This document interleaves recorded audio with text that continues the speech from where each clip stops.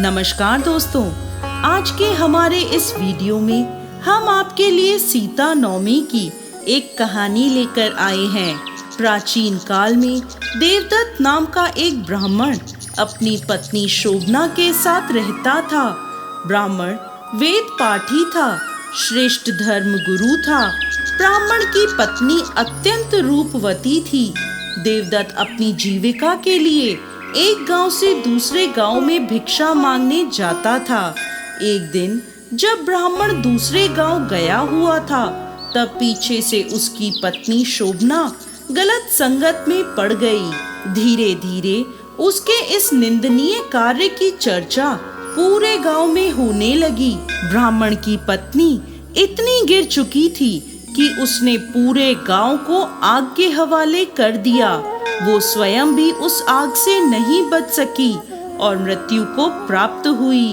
अपने बुरे कर्मों के प्रभाव से गांव को भीषण आग के हवाले करने की वजह से वो कुष्ठ रोग से ग्रस्त तथा अंधी हुई। वो एक नगर से दूसरे नगर में भटकती रहती थी, भूख से व्याकुल रहती थी।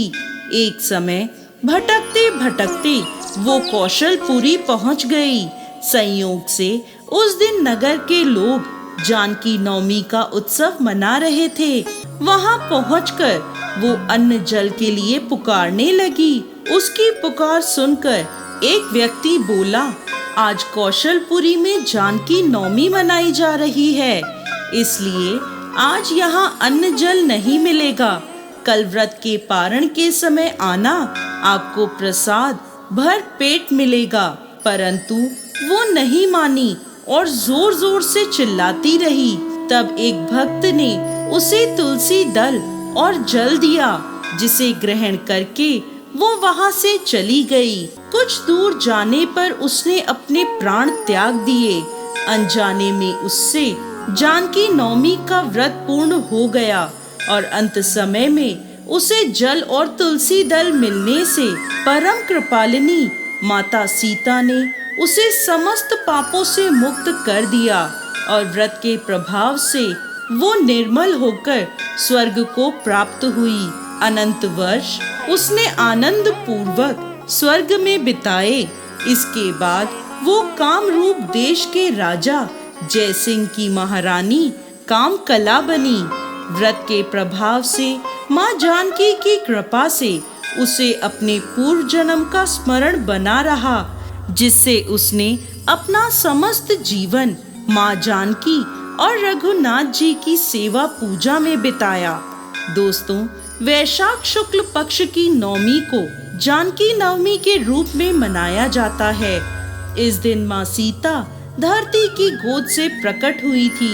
दोस्तों, सीता नवमी का व्रत शुभ फलदायी होता है और साथ ही सभी सुख और सौभाग्यों की प्राप्ति कराता है।